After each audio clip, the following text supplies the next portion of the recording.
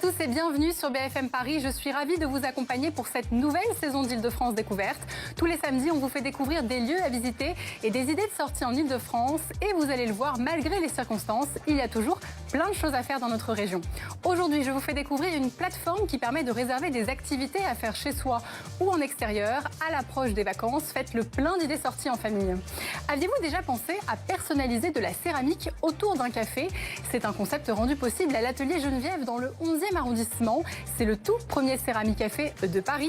L'occasion de partager un moment de créativité et de convivialité. C'est parti pour Île-de-France Découverte.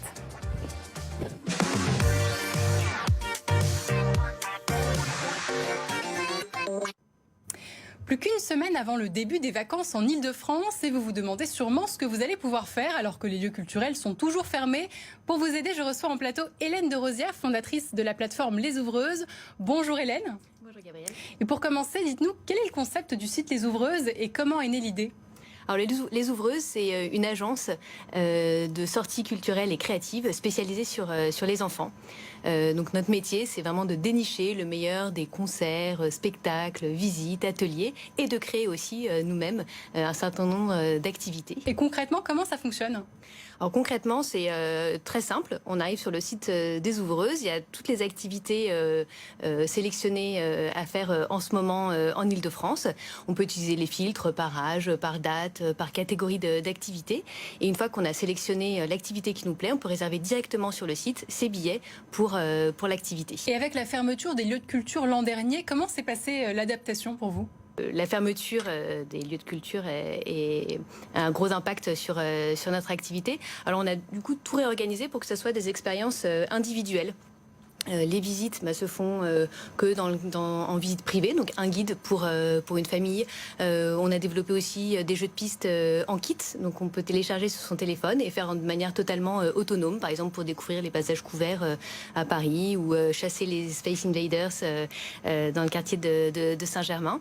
Et puis on a aussi développé un certain nombre d'expériences digitales, des découvertes d'artistes, de périodes historiques en Zoom avec un conférencier. Et tout ça, évidemment, de manière ludique. Et du coup, dernière question, comment donner le goût de l'art chez les enfants et comment éveiller leur sens artistique ? Alors, je pense qu'il y a plusieurs choses qu'il faut mettre en place. La première, c'est, à mon avis, il faut commencer le plus tôt possible. Parce que quand les enfants sont tout petits, ce sont des vraies éponges. Et l'art, finalement, c'est un moment d'émotion. Et ils sont tout à fait en mesure de ressentir ça et de se développer grâce à l'art. Par exemple, quand on fait des visites dans des musées ou même à domicile, on utilise des outils pédagogiques qui vont pouvoir impliquer même les plus petits dans une visite. On a cette palette qui va nous permettre de faire des chasses aux couleurs dans des tableaux. Alors tout d'un coup, la conférencière va demander d'aller chercher le bleu.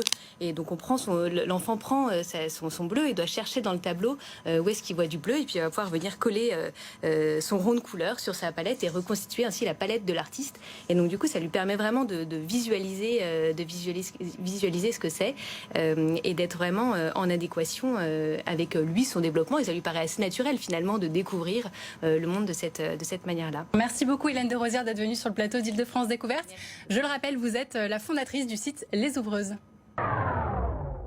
Un œil sur notre agenda du week-end maintenant. Si vous avez envie de chiner, aujourd'hui et demain a lieu la brocante Oberkampf, située boulevard Richard Lenoir dans le 11e arrondissement. Sur place, 80 exposants qui proposent des vêtements vintage, des meubles, des assiettes ou encore des livres. Un rendez-vous qui a lieu 2 fois par an et qui existe depuis 10 ans. Pour les horaires, c'est aujourd'hui de 7h à 17h30 et demain de 9h à 17h30. Si vous avez plutôt envie de faire du shopping, sachez que certains centres commerciaux restent ouverts dans notre région. C'est le cas par exemple de Bercy Village dans le 12e, du centre ici Trois-Moulins situé à Issy-les-Moulineaux ou encore du centre commercial en plein air La Vallée Village situé en Seine-et-Marne. La météo étant capricieuse ce week-end, je vous invite à découvrir un jeu virtuel à faire en famille à la maison, la Mission Zigomar, une grande enquête qui vous permettra de découvrir ou redécouvrir les plus beaux musées de la capitale. C'est gratuit, ça se joue sur ordinateur sur le site parismuséjunior.paris.fr et c'est recommandé de 6 à 12 ans. Comme on l'évoquait plus tôt avec notre invité, les lieux culturels étant fermés, c'est une manière ludique pour les enfants d'en apprendre un peu plus sur l'art tout en restant à la maison. On prend maintenant la direction du 11e arrondissement à la découverte de l'atelier Geneviève, le premier Céramique Café de Paris. Et pour en parler, je suis en ligne avec la fondatrice Geneviève Landsman. Bonjour Geneviève. Tout d'abord, Dites-nous, qu'est-ce que le Céramique Café ?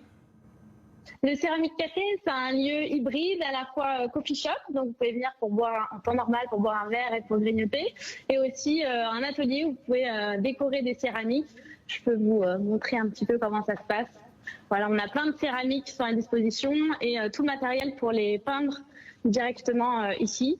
Et nous, on conseille avec différentes techniques pour que chacun puisse décorer sa pièce comme il l'entend. Concrètement, comment ça se passe ? Comment se passe un atelier de personnalisation de céramique ? Il faut réserver en ligne, on arrive, est-ce qu'on est un petit peu guidé ? Comment ça se passe ? Oui, alors en ce moment, on est limité à 8 personnes compte tenu du contexte, donc il faut absolument réserver. Et toute la partie restauration café est fermée en ce moment sur place, donc c'est uniquement à emporter. Et quand vous arrivez pour l'atelier de peinture sur céramique, vous allez pouvoir choisir votre pièce parmi tous les modèles qui sont là. Et ensuite, nous, on vous explique différentes techniques pour que vous puissiez peindre tranquillement. Donc on a plein de techniques comme ça qu'on vous présente. On vous explique comment essayer la peinture. Et ensuite, vous pouvez décorer votre pièce. Et ensuite, nous, on s'occupe de faire l'émaillage. Le maillage, c'est-à-dire ?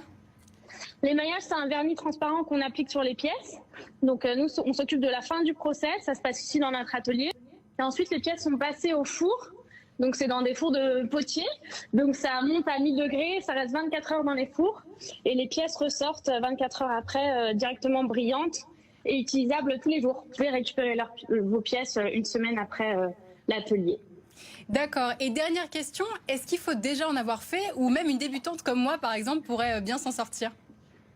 Ah non, il n'y a pas besoin d'en avoir déjà fait. Nous, on montre des techniques hyper accessibles et simples pour que vous puissiez décorer votre pièce. Il n'y a pas besoin de savoir dessiner.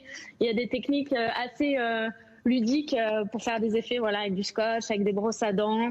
Donc voilà, il y a plein de petits secrets pour pouvoir décorer vos pièces. Donc pas besoin d'en avoir fait avant. Parfait, merci beaucoup Geneviève Landsman, la créatrice de l'atelier Geneviève. Et si vous aussi vous avez envie de créer un objet unique et de découvrir l'atelier, rendez-vous au 6 rue Saint-Bernard dans le 11e arrondissement. C'est ouvert le mercredi, le samedi et le dimanche. Pour plus d'informations et pour réserver, direction le site l'ateliergeneviève.fr. Pour finir cette page culturelle, je voudrais partager avec vous ma sortie coup de cœur de la semaine. Direction le 3e arrondissement dans le Marais où vient d'ouvrir la Galleria Continua. Difficile de définir ce lieu de 800 mètres carrés qui se trouve à mi-chemin entre une galerie d'art et une épicerie fine. Sur place, vous pourrez donc admirer des œuvres d'artistes internationaux, acheter des produits du monde ou encore vous procurer des livres dédicacés. Un concept qui existe déjà à Pékin, Rome ou encore Sao Paulo. C'est l'artiste JR qui a annoncé sur les réseaux sociaux l'ouverture de la galerie à Paris. Le street artiste y expose plusieurs de ses œuvres, notamment cette œuvre avec la Tour Eiffel. Si vous souhaitez faire vos courses tout en visitant une exposition, c'est donc possible. Rendez-vous au 87 rue du Temple dans le 3e arrondissement. L'entrée est gratuite. Si vous souhaitez vous aussi mettre en avant vos projets et vos idées culturelles en Ile-de-France, c'est très simple, vous nous contactez au 06 13 02 46 93. C'est la fin de ce numéro d'Île-de-France Découverte. Merci de l'avoir suivi. Je vous retrouve samedi prochain pour de nouvelles idées sorties. D'ici là, bon week-end et prenez soin de vous.